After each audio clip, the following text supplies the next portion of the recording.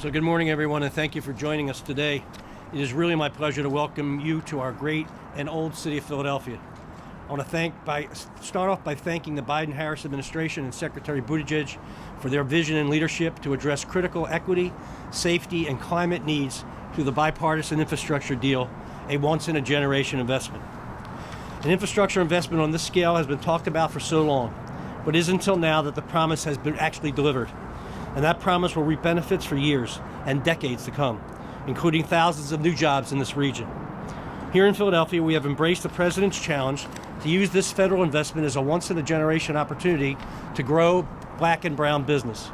This has been one of our priorities from the beginning, as seen in our rebuild program, which is bringing transformative upgrades to our parks, recreation centers, and libraries.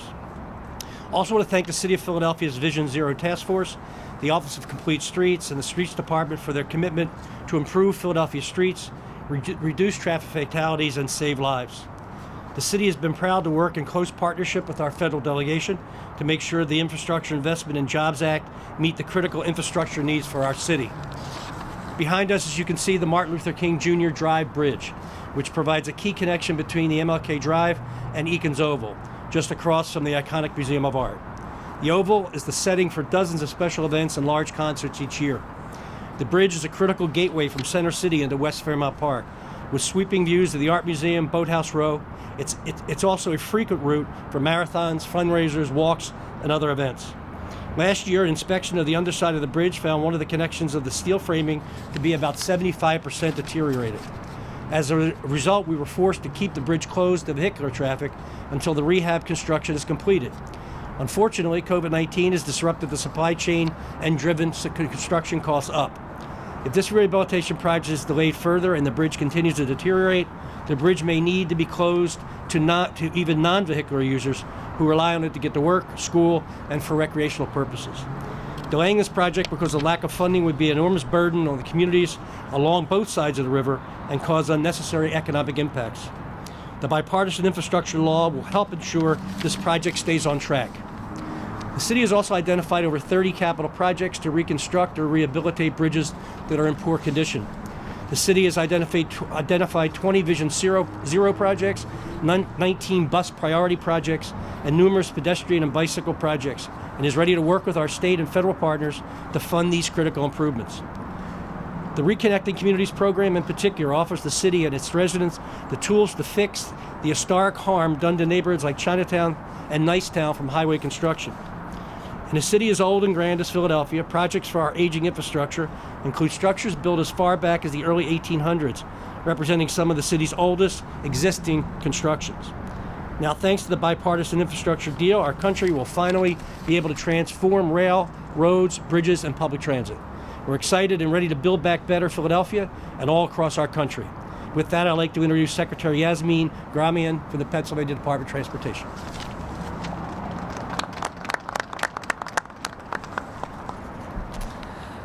Thank you very much, Mayor.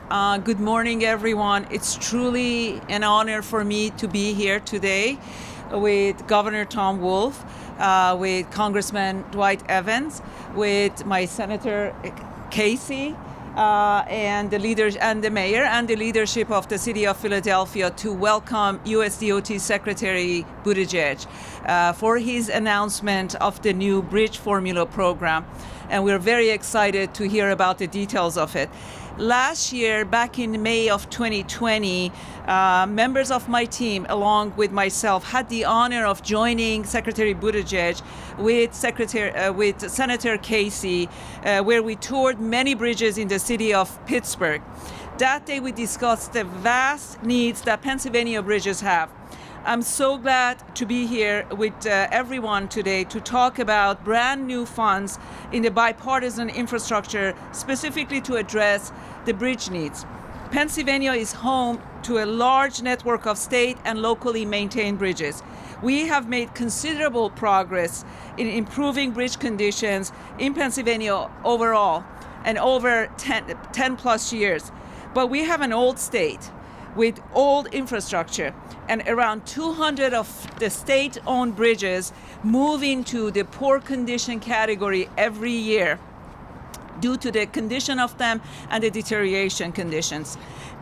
In hopeful anticipation of additional federal funds, we've been working with our planning partners to prioritize projects that could be added to the program or could be accelerated. We expect that over the next 5 years, we will receive an additional $1.6 billion in new funding through the new bridge funding stream. And we are grateful that this includes funds specifically for locally owned bridges. Pennsylvania is more than ready to put these new funds to good use in meaningful projects that will modernize our infrastructure while creating sustainable, good-paying jobs that will be transformative of our transportation system and our local economies. We are so grateful for the Biden administration's leadership on this meaningful historical investment. Thank you so much, and now it's my pleasure to introduce my governor, Governor Tom Wolf.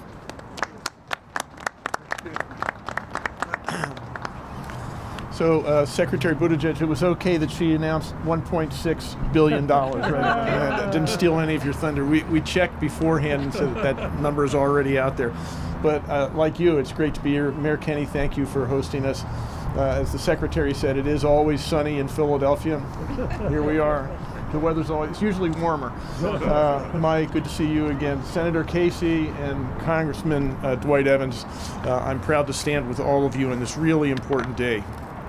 This is a historic investment for Pennsylvania and for our nation. The Infrastructure Investment Improvement and Jobs Act is a big, big, big deal. As I think the mayor said, efforts have been made before, but this has been a long time coming. It used to be that infrastructure was something that really didn't cause too much anxiety. It's something that sort of breezed through on a bipartisan basis.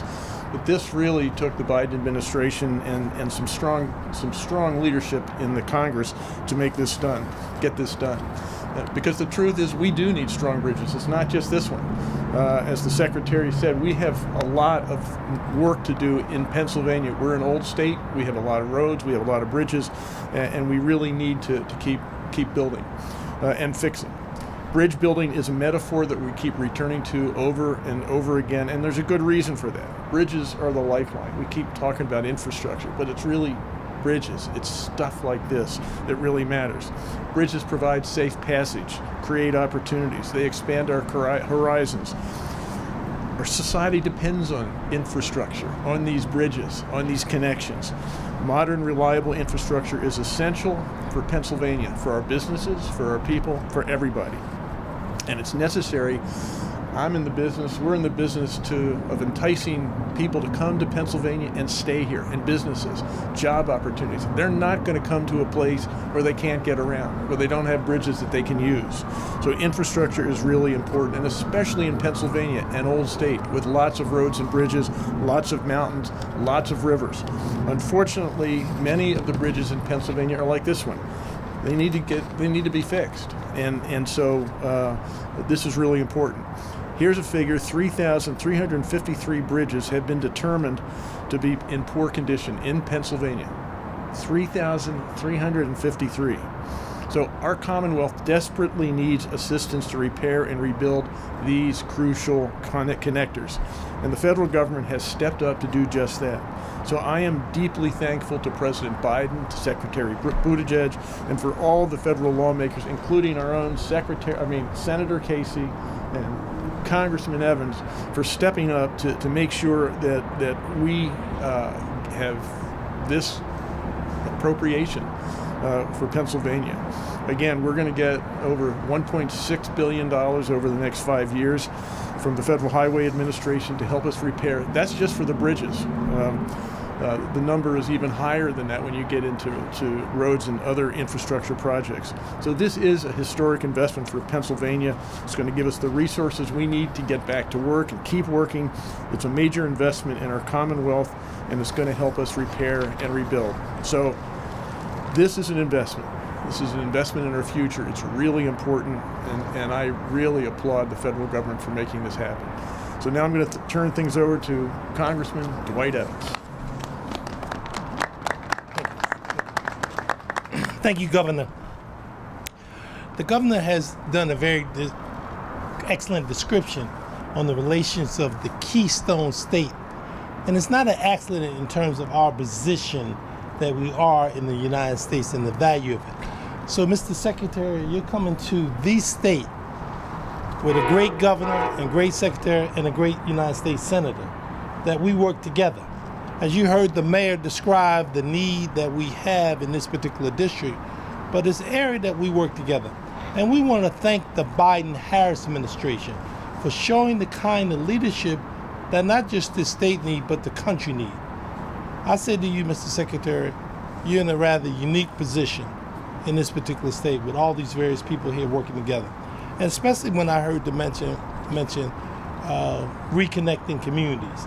That is extremely important because, Mr. Secretary, that is the issue that you have mentioned when you talk about Nicetown and Chinatown and the Delaware Valley. All of that is extremely important. But mainly the collective leadership and the effort of people working together. This can't be done by ourselves, but Mr. Secretary, with the Vice President and the President of the United States, they have shown the kind of leadership that we all need in this country. So I'm glad to be a part of it, and I'd like to now turn it over to our Senator Casey. Thanks, George. Thanks very much. I'm honored to be here today to have a chance to hear from Secretary Buttigieg and to welcome him back. The operative word there is back to Pennsylvania. He's been to our state numerous times, and in the short time he's been Secretary of Transportation. I'll be introducing him in a moment, but I also want to commend and salute the work of this team. Mr. Mayor, Madam Secretary, Governor, Representative Evans, and so many others who make it possible for us to stand here today and to talk about tomorrow. This is a tomorrow event in a city and a people who are prepared and ready for that tomorrow. What has happened, though, over time is that, as Governor Wolf made reference to, just on bridges alone, we've had too many yesterdays because the federal government too often was not willing to do more. We basically said when it came to roads and bridges and high-speed internet and water projects and so many other things, states and our state and local communities, you've got to do it on your own. Those days are over because of the leadership of President Biden, Vice President Harris, Secretary Buttigieg, and those who voted the right way in Congress. I'm happy to announce or to remind you that our Pennsylvania congressional delegation on the Democratic side was unanimous in supporting this legislation. Not so on the other side. Just going to mention that for the record. Little footnote there. But we're grateful that we had such overwhelming support to get this bill passed through both houses of Congress. What this will mean is at a minimum for Pennsylvania, as Governor Wolf made reference to, the $1.6 billion, that works out to about $327 million just for the year that we're in right now. That is good news for the people of Philadelphia, the hardworking people of this city who go to work every day and send their tax dollars to Washington. They deserve this investment in this city, in this region, and in this commonwealth. So we are grateful today. We are looking towards that future, and we're honored by the presence of the Secretary of Transportation, Pete Buttigieg. Thank you very much, Senator. Thank you to everybody who's joined us here. I'm so pleased to be in such distinguished company and in a place with such great leadership. Mayor, I couldn't have said it better in terms of the priorities that you set out that align so well with what's important to us as an administration: safety, climate, equity, job creation, and economic strength, getting ready for the future. Senator Casey, I want to thank you for your leadership and for being there really at every step of the process. Last time I saw you, we were still in sales mode trying to get this done. Now we're in delivery mode. The dollars that you heard about are being loaded into the Highway Administration system literally next week. Representative Evans, thank you for welcoming us to your district, for saying so eloquently how important it is to do this right with regard to equity. I want to acknowledge and thank our friends, Representative Boyle, Representative Mary Gay Scanlon, and all of the members of the delegation from Pennsylvania whose votes made this possible. It is no exaggeration to say that the decision of Representative Evans, Senator Casey, and others to support this legislation will directly lead to improved transportation in Philadelphia and around this state and this country beginning this year. Secretary Gramian, great to see you again, having seen you in Pittsburgh. In fact, I've been meaning to compliment you because after becoming a father, I also became a minivan owner recently. And we're driving that from our native Midwest to D.C., which involved an unofficial trip to Pennsylvania on the way through. Didn't have our Easy Pass hooked up yet, and checked the mail the other day and discovered the extraordinary efficiency of your toll-by-plate system. So congratulations on that, finding me right where I live. Governor, not a penny is going to waste, I can assure you. And Governor, your determination not to wait on Washington, as you have led the way on funding transportation, is finally being met with support and help from Washington as state and federal partners do the right thing. And we're so glad to be in a state that has such excellent leadership. So I'm here to give you a sense of literally what President Biden's vision for building a better America looks like. And what it looks like is direct improvements to roads and bridges around this country, like the MLK Bridge that we're gathered in front of today.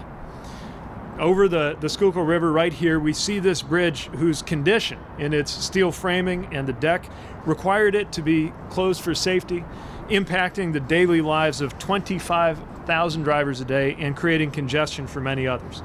And that's just one bridge. There are more than 80 bridges in poor condition in Philadelphia alone. Some closed, some with weight restrictions that makes it harder to use them. And I'm not saying that to pick on Philadelphia in any way. In Pittsburgh, when I was with the senator, the secretary, and others, we saw nets hung under the McKees Rocks Bridge there to catch pieces of concrete that would fall off from time to time. The point is not to pick on Pennsylvania either. Across the country, there are tens of thousands of bridges in poor condition, and every day, Americans cross those bridges about 170 million times. We know that when the bridges are in good shape, they help people to get to where they need to be more safely, more efficiently, more affordably. And I would note that strengthens our supply chains, gets groceries to where they need to be, and keeps prices lower. When, on the other hand, bridges are in poor shape, the consequences are felt by every carpooling parent, every commuter, and every truck driver. And those delays add up to profound costs for America's families and economy. And when it gets bad enough, like we see here, bridges have to be closed entirely for safety. In Mississippi, in recent years, hundreds of bridges were closed, drying up income for small businesses whose customers couldn't reach them, causing delays for emergency vehicles needing to reach homes, and increasing costs for farmers who had to pay higher shipping costs for detours. I was able to see firsthand the harm to people and supply chains at the I-40 DeSoto Bridge in Memphis, which had to be closed for emergency repair earlier this year. And it's very clear that this is a consequence of decades of underinvestment. But America can win this century just as we won the last one. Thanks to President Biden's Bipartisan Infrastructure Law, that's exactly what we're going to be able to do. The Bridge Formula program that we're launching today is the largest dedicated highway bridge investment since the construction of the interstate highway system itself.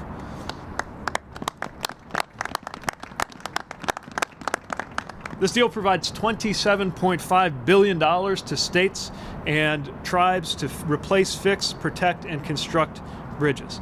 It's projected to help as many as 15,000 bridges across the country. And reflecting this administration's commitment to regional equity, it also includes an incentive for funds to be used to repair what we call off-system bridges, which are primarily owned by local governments and sometimes the last to see support. We see that in rural areas as well as in our biggest cities. So for these off-system bridges, we're going to move past the traditional 80-20 federal-local split and cover 100% of costs.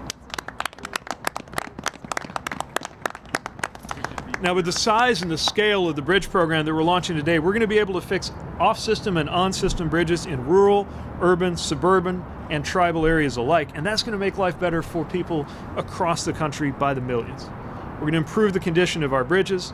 It's going to give peace of mind to everyone on our roads, as well as those who are being driven, our kids on school buses, traveling over bridges to get to class or to get to a ball game. The repairs are going to allow bridges currently closed or facing weight limitations to reopen at full capacity, reconnecting businesses, people, and communities. And that means huge economic growth. Just had the privilege of spending some time with union leaders from around this region who are seeing to it that the right skills and the right people are in place to deliver on these improvements and to deliver the economic impact and generational wealth building that can come from these kinds of public works. We'll see lower shipping costs, more customers for businesses, faster movement of goods across our supply chains, fuel savings, lower maintenance costs for drivers who don't have to hit holes in the road, and that thing that is so important and so intimate in our lives, the simple fact of precious time being returned to people's days. The program also encourages making bridges more resilient against extreme weather. The mayor was sharing with me earlier how part of the impact on this bridge and this whole area had to do with the kinds of storms that are unfortunately becoming more frequent, more urgent, as the climate crisis in different ways touches every single community. And as part of what helps on the front end with greener transportation and more active transportation, this funding can also be used to help make bridges more safe and accessible for people who walk or bike, which, as we saw here, is something that people love to do when they have the option to do it safely. We're not just restoring everything exactly the way it used to be, we are modernizing and building a better America. And that means a whole lot of new jobs, good paying blue-collar jobs that you can raise a family on. I'll end with this. Bridges are so often used as a metaphor for connection. And of course, we are going into the weekend when we honor and acknowledge the Reverend Dr. Martin Luther King Jr., for whom this bridge is named, someone who often spoke of building bridges between all Americans. It's certainly a message that rings true now in both literal and symbolic terms. And both literally and symbolically, we got a lot of bridges to repair as well as to build. And we would do well to remember Dr. King, who taught us through actions like the Montgomery bus boycott that sometimes safety and equity and justice come down to the literal right to physically get to where you need to be. We're all connected in this way in America. Our economic futures are connected. Our values are connected. The fates of our children are connected. Our safety is connected. And that is a source of strength just as much as the steel and concrete, the brick and mortar that you're going to see around the country as a consequence of this legislation. So we couldn't be more thrilled to be here today. And I believe now we have a bit of time for questions, which will be quarterbacked by my colleague in green. All right, you have a few minutes if you need a question on today's announcement. Secretary, Senator, those who voted against this bill, including Senator Toomey, said that it was because it was too expensive and there isn't a way to pay for it. What do you say to those who voted against this bill as you're talking about the benefits of it? I'll tell you what's expensive. What's expensive is having to reroute completely because a bridge is not open to traffic. What's expensive is having to repair your car because it's hitting holes in the road, and that's adding up to hundreds of dollars in an invisible pothole tax for the average American. What's expensive is the economic consequence of allowing America to fall out of the top 10, as we have done, and allowing us to fall further and further behind in a century that will be largely defined by the competition with China. China, by the way, which is not investing trillions in their infrastructure because the Communist Party over there is populated by infrastructure nerds like me, but rather because it's such an important source of national security and economic strength. We can't afford not to make these investments. And I think that's why, though we certainly didn't have everybody on board, we had an impressive number of Republicans cross the aisle to stand with Democrats and stand with the president and get this done. I don't know if the senator has any other thoughts on that as well. I'd incorporate by reference everything the Secretary said. It would just add one thing. What is expensive is the tax bill that they jammed through the Senate in 2017 that gave enormous tax cuts for big corporations and very wealthy Americans, and they ran up the debt to do that. Any other questions? Question for Governor Wolf. You had the plan that faced a little bit of backlash last year to toll 9 bridges across the Commonwealth. Are you still going to go forward with that plan? And if you do, what is this extra bridge funding going to go towards otherwise?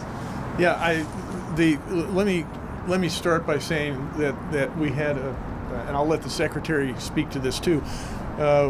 We are looking, as they are at the federal level, as to how we're going to continue to pay for infrastructure. The old way we did that was with the fossil fuel taxes, and they're getting less and less efficient at producing money. So we have to come up with something different. I think the Secretary and I, our preference would be to have a contractor give us bridges and roads for free. But in Pennsylvania, maybe you've found it, we have not found anybody willing to do that. So we have to come up with an alternative.